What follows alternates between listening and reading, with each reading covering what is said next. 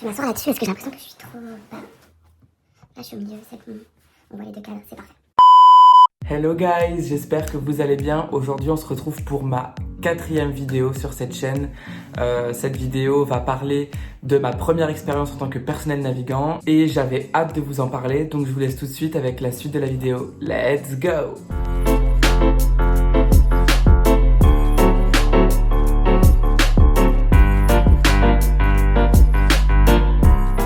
En tout cas, je suis vraiment désolée, j'ai pas été très présente sur Instagram et sur YouTube ces derniers temps. C'est vrai que j'ai trouvé un travail en CDI qui n'a rien à voir avec l'aérien et ça me prend pas mal de temps.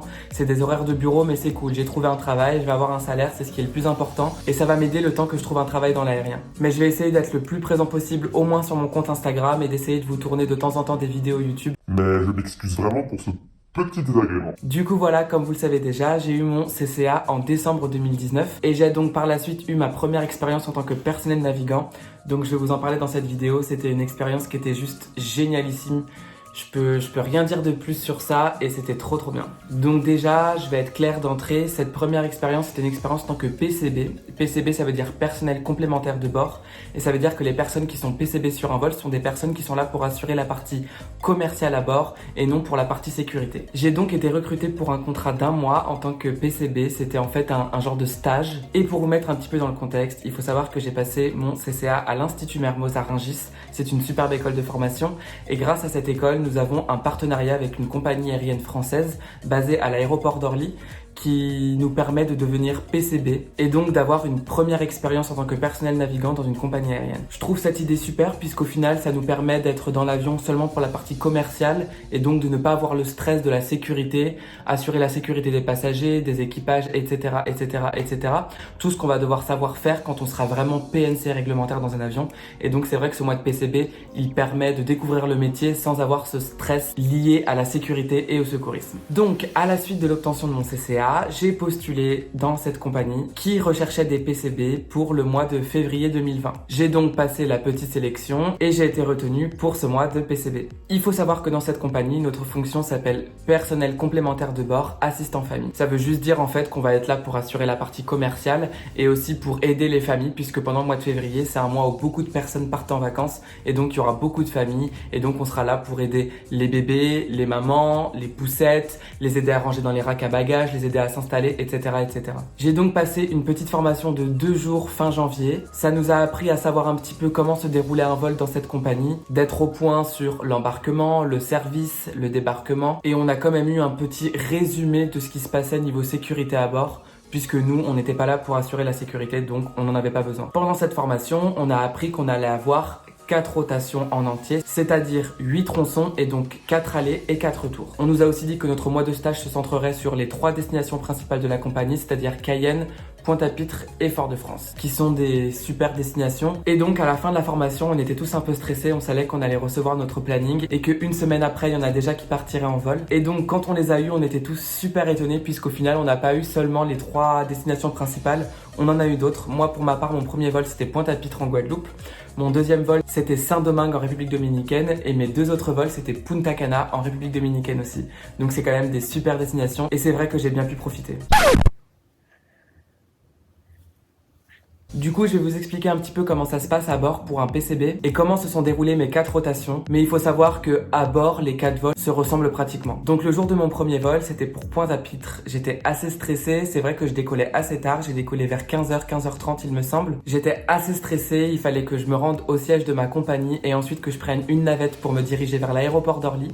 Donc j'ai pris cette navette, je me suis dirigée au comptoir d'enregistrement pour enregistrer mon bagage et c'est là que c'était un peu plus compliqué parce qu'il fallait que je me repère dans l'aéroport.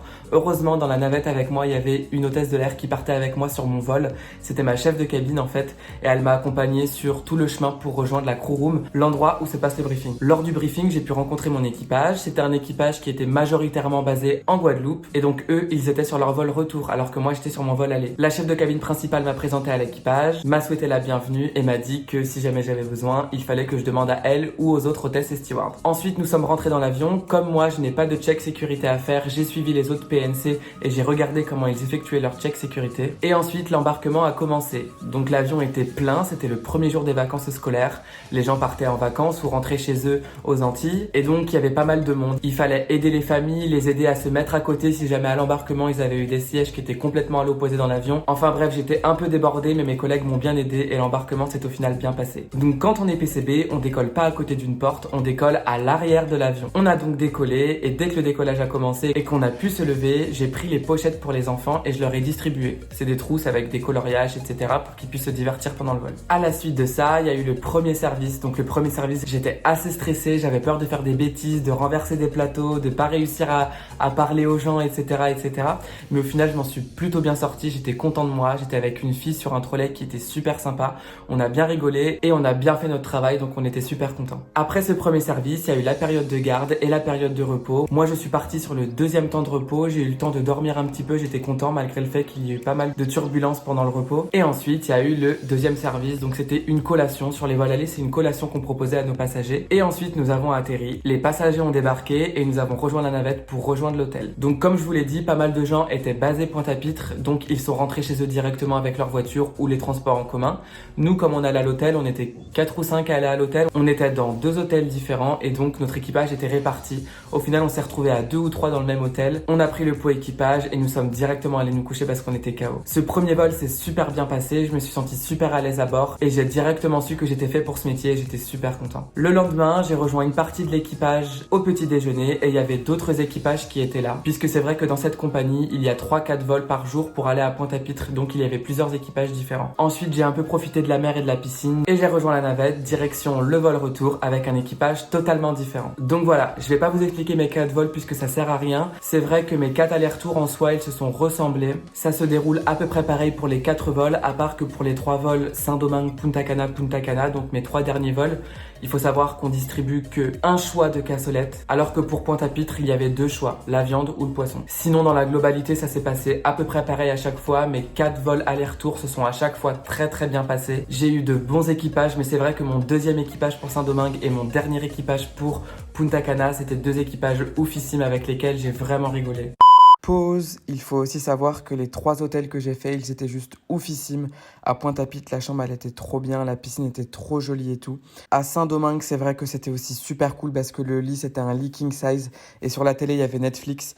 Donc c'était trop bien. Et à Punta Cana, c'est un hôtel qui est oufissime, c'est le Barcelo Bavaro. Et c'est un hôtel adults only, donc il n'y a pas d'enfants, il n'y a que des adultes. Et c'est surtout un hôtel all inclusive, donc on peut boire et manger à volonté, c'était trop génial. Bon, maintenant je vous laisse avec la suite. J'ai fait la rencontre de personnes super cool avec qui je parle encore aujourd'hui et c'était vraiment super sympa. Sinon, à part ça, durant ces vols, j'ai eu une seule urgence à bord. C'était une personne qui a fait un malaise vagal et donc c'était un peu la panique, c'était la première fois que je voyais ça. J'ai pas pu appliquer les cours de secourisme que j'ai eu au CCA puisque j'étais un PCB, donc j'avais pas de fonction sécurité et secourisme. Mais c'était intéressant de savoir comment les PNC géraient ce genre de situation. Du coup, il faut aussi savoir que les vols retour se passent tout le temps de nuit dans cette compagnie puisque c'est des vols où on revient de la gauche par rapport au planisphère, c'est-à-dire que nous traversons un fuseau horaire vers le plus par rapport à la France.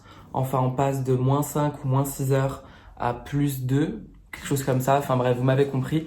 Et donc, ce sont des vols de nuit pour que nous décollions au coucher de la nuit et que nous atterrissions au lever du soleil. Du coup, on arrivait à l'aéroport d'Orly dans la matinée, on débarquait les passagers, on avait une tête de déterré puisqu'on avait passé la nuit éveillé. Et donc, quand on arrive chez nous vers 10h du matin, on est juste KO et faut qu'on essaie de tenir pour pas taper une grosse nuit, sinon on est complètement décalé. Du coup, moi, il faut savoir que dans ma chance d'être PCB, j'ai eu de la malchance dans le sens où j'ai eu que des rotations de 24 heures. Dans cette compagnie aérienne, il peut y avoir des rotations de 24, 48, parfois même 72 heures il me semble et parfois même 96. Donc moi j'en ai pas eu mais c'est pas grave, j'ai quand même passé 4 rotations qui étaient génialissimes. Mais c'est vrai que 24 heures c'est court, mais au moins on n'a pas le temps de se régler au fuseau horaire de la destination et donc on est moins décalé par rapport à la France. Sinon à part ça, c'était un mois de PCB qui était juste super. J'ai volé sur des avions qui étaient tout neufs, c'est des A350-900. Pour ceux qui s'y connaissent un petit peu, c'est des superbes avions dans lesquels il est agréable de travailler, vraiment. C'est des avions qui sont silencieux, qui sont ergonomiques, ergonomique et dans lequel on a de la place pour travailler. Et ça, c'était juste super. Même les passagers nous disaient que c'était des superbes avions. Et donc, c'était très agréable de travailler dans ce genre de conditions. Donc, je garde un très bon souvenir de ma première expérience en tant que navigant. J'espère que vous aussi, vous aurez un jour la chance de devenir PCB ou même PNC dans une compagnie aérienne et que ça se fera le plus tôt possible. Pour ma part, j'espère être recruté en tant que PNC réglementaire dans une compagnie incessamment sous peu. Mais je sais que ça va pas être tâche facile à cause du coronavirus, mais bon, pas le choix. Sinon voilà, je pense que j'en ai terminé avec cette vidéo, j'espère que j'ai pas été trop long et j'espère que la vidéo a été intéressante. N'hésitez pas à me donner des idées de vidéos sur Instagram ou directement dans les commentaires, j'y répondrai le plus vite possible. Sinon, je vous dis à bientôt avec une nouvelle vidéo. Ciao!